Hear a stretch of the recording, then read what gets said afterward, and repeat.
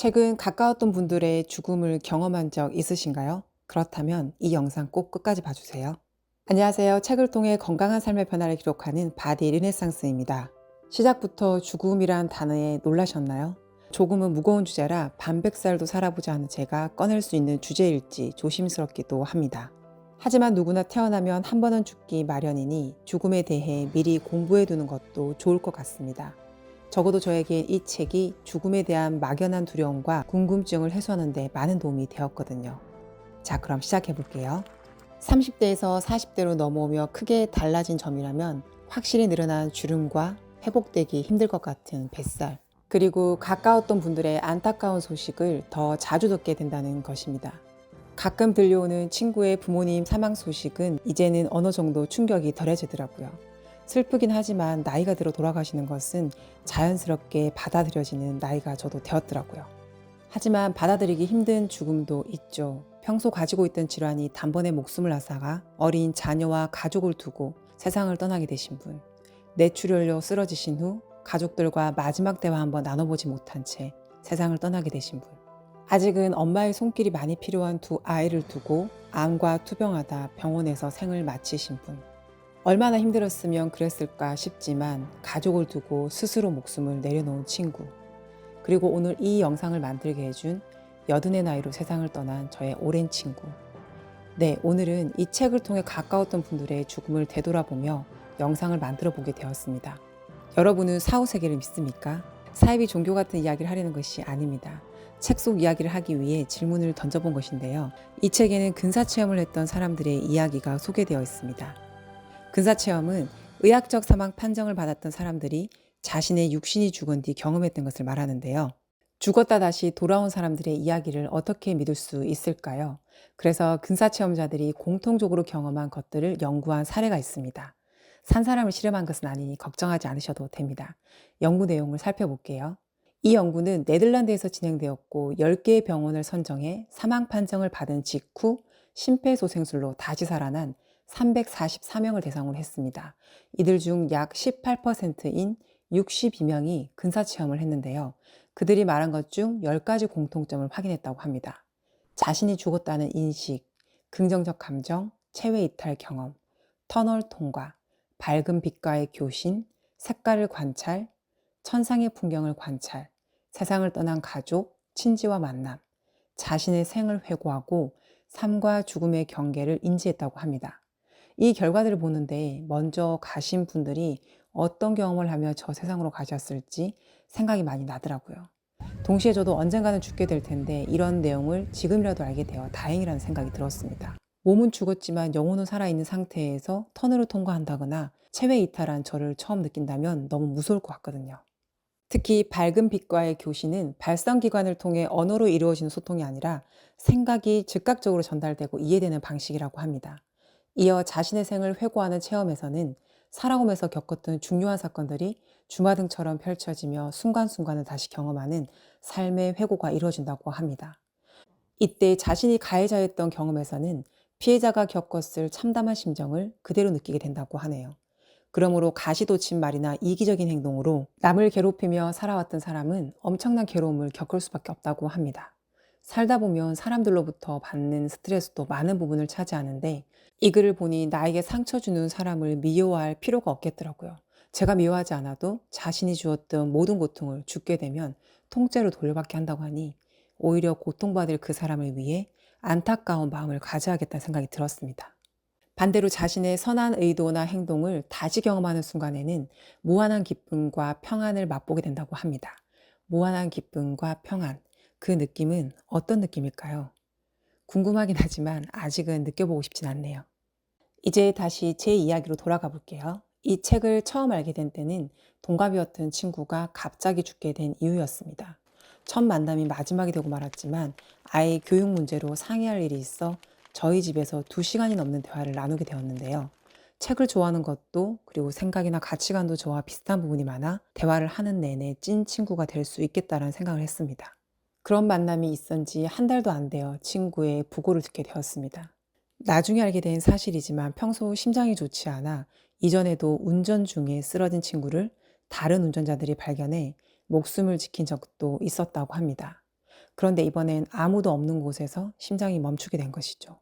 가족의 죽음도 아니었고 2시간 동안의 만남이 전부였지만 친구의 죽음은 슬픔이 오래 가더라고요.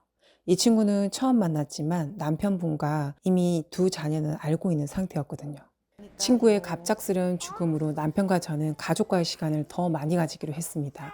지금 행복하고 지금 더 사랑한다고 말하고 함께 할 수 있을 때 여행도 충분히 다니고 그리고 저는 틈틈이 블로그에 제 생각들을 기록하는 작업을 게을리하면 안 되겠다는 생각을 하게 되었습니다. 미처 전하지 못한 내용은 글을 통해서라도 제가 어떤 엄마였는지 아들에게 기억될 수 있기를 바라거든요. 영상을 만드는 것도 같은 맥락이죠. 물론 첫 번째 목적은 노년이 된 우리가 지나간 시간들을 되돌아보는 추억의 목적이 강하죠. 하지만 죽음은 언제 닥칠지 알 수 없기에 이런 작업들이 남아있는 가족들의 슬픔을 조금은 덜 수 있지 않을까 생각해 봤습니다. 친구의 죽음을 활용하는 것 같아 미안한 마음도 있지만 그 친구가 저에게 주고 간 마지막 선물이라고 생각하고 가족과 함께 지금을 잘 살아내기로 했죠. 이 친구처럼 갑자기 세상을 떠나게 되면 당사자도 그리고 남겨진 가족들도 얼마나 마음이 아플까요? 책을 쓰신 정현채 교수님의 부모님도 심장병 증상을 보인 지 사흘 만에 2분 다 모두 돌아가셨다고 합니다. 주변 정리를 못하고 돌아가신 부모님을 보며 교수님은 죽음에 대한 준비를 미리 하고 계셨는데요. 그 예로 40년 전 의과대학생 때 필기했던 노트 그리고 각종 강의 등 자신의 자료들을 한 곳으로 모으는 작업을 하고 계셨습니다. 영정사진도 미리 정해두고 장기기증 서약서, 사전연명 의향서, 그리고 유언장도 이미 작성해 놓으셨더라고요. 특히 유언장에는 남길 물건들에 대한 이야기도 있지만 주로 2딸들에게 삶을 어떻게 살아가야 하는지에 대해 말해주는 형식으로 작성을 하셨다고 해요. 저도 책을 보며 유언장을 써보기도 했었는데요. 남길 물건은 아직 없고 어떻게 살아가야 하는지 그것도 아직은 진행형이라 잘 모르겠고 하지만 어떻게 하면 실패하는지는 확실히 말해줄 수 있겠더라고요. 책의 끝부분에 실린 건축가 고 정기용님의 글을 보며 잘 죽는 것도 쉬운 게 아니구나라는 생각을 했습니다. 잠시 읽어볼게요. 죽는 준비를 단단히 해야 한다. 산다는 것이 무엇인지, 왜 사는지, 세상이 무엇인지, 나는 누구인지, 어떻게 살았는지, 가족은 무엇인지 하는 근원적인 문제들을 다시 곱씹어보고 생각해보고 그러면서 좀 더 성숙한 다음에 죽는 게 좋겠다. 한마디로 위험이 있어야 되겠다. 밝은 눈빛으로 초롱초롱한 눈빛으로 죽음과 마주하는 그런 인간이 되고 싶다. 영화 말하는 건축가 중에서. 다음 친구는 앞의 친구와는 달리 나이 차이가 좀 많이 나는 친구입니다. 지금 계산해보니 저보다 37살이나 많으셨더라고요. 외모에서 느껴지는 차이 외에는 단 한 번도 나이 차이를 느끼지 못했을 만큼 유연한 사고를 가지신 분이셨습니다. 67세라고는 믿기지 않을 정도로 피부는 윤이 났고 자기 관리도 철저하셨죠. 특히 웃으실 때 표정이 무척 귀여우셨는데 그 표정을 생각하면 아직도 돌아가신 분이라는 게 믿기지 않을 때가 많습니다. 당시에는 나이가 들면 당연히 늙은 할머니의 모습으로 변한다고 생각했는데 그분을 알게 되면서부터는 나이가 들어도 얼마든지 싱그러울 수 있다는 것을 알게 되었습니다. 특히 나이 67세에도 발 뒤꿈치에 각질이 전혀 없었습니다. 아기발처럼 보들보들 하셨죠. 너무 신기해서 여쭤보니 결국은 관리였습니다. 수업이 끝나고 나면 짧게라도 티타임을 가지곤 했었는데 그때마다 항상 삶의 지혜들을 얻을 수 있었습니다. 노인은 불타는 도서관이라는 말을 어디서 제가 본 것 같은데 정말 그 말이 딱 어울리는 분이셨죠. 당시에 저는 낮에는 일하고 퇴근하면 공부를 해야 하는 그런 수험 생활을 계속하고 있었는데 힘이 되는 말씀을 많이 해주셨죠. 조급해할 필요 없다. 자네 것이라면 결국 다 가지게 될 것이다. 이 문제가 해결되면 또 다른 문제가 또 생기게 된다. 그러니 지금 고민을 고민으로만 생각하지 말고 재미난 인생의 숙제를 하나씩 푼다고 생각하라.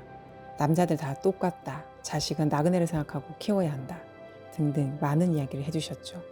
결혼하고 나서 멀리 살면서도 전화나 문자로 종종 연락을 했었습니다. 귀여운 하치도 어릴 때 한번 보여드렸고요. 그리고 친정에 내려갈 일이 있으면 1년에 한 번은 꼭 찾아뵈었죠. 하지만 아이를 키우며 일도 하게 되면서 바쁘다는 핑계로 2년 전부터 제가 연락을 못하고 지냈더라고요. 그러다 얼마 전에 그 선생님이 1년 전에 돌아가셨다는 소식을 들었습니다. 돌아가시기 1년 전에는 병원에 입원도 하셨다고 하더라고요. 1년 전에 돌아가신 사실을 지금 알게 된 것도 충격이었는데 아파서 병상에 1년간 누워 계셨다고 하니 정말 마음이 아프더라고요. 저보다 어른이셨지만 제가 바쁘게 사는 걸 아시곤 평소 먼저 연락도 주셨던 분인데 생각해보니 연락을 끊고 지낸 인연이 몸이 좋지 않게 되면서부터 저에게 연락을 하지 않으신 거였더라고요. 선생님과 1년 정도 연락을 못 했을 때부터 오늘은 전화 드려야지 하면서도 매번 전화를 못 드렸거든요. 이상하게도 바쁜 와중인데도 스님 생각은 더 자주 하게 되었는데 결국 연락을 못하고 살게 되었죠. 그런 밤이 들었을 때 바로 연락을 했더라면 돌아가신 지 1년이 지나서야 알게 되진 않았을 텐데 미안함과 아쉬움이 몰려왔습니다. 이 선생님뿐 아니라 결과적으로 가까운 친척의 죽음도 생각해보면 이 세상에 살 날이 얼마 남지 않았을 때 이상하게 자꾸 그분들 생각이 나더라고요. 어떤 경우는 상황이 되어 돌아가시기 전에 뵌 분도 있지만 찾아뵐 상황이 안 되어 결국 연락도 만나보지도 못하고 이별하게 된 분도 계셨죠. 주변에 아픈 사람이 있다면 그리고 이유 없이 그 사람이 평소보다 자주 생각난다면 안부 전화 한번 드려보시는 건 어떨까요? 저도 못했던 부분이지만 소중한 분들을 읽고 보니 그런 생각이 들었습니다. 그리고 이 책 우리는 왜 죽음을 두려워할 필요 없는가? 건강하실 때 읽을 수 있게 가까운 분들에게 나이 불문하고 선물해 보시는 것도 좋지 않을까 생각해 봤습니다. 영상의 앞부분에 제가 사후세계를 경험한 분들의 공통점 몇 가지를 말씀드렸는데요. 그 중에서 밝은 빛과의 교신이 있었죠. 발성기관을 통해 언어로 이루어진 소통이 아니라 생각이 즉각적으로 전달되고 이해되는 방식이라고요. 그런데 이때 밝은 빛이 질문을 하기도 한다고 해요. 다른 사람을 얼마나 배려하고 사랑했으며 지혜를 쌓아왔는지를 묻는다고 합니다.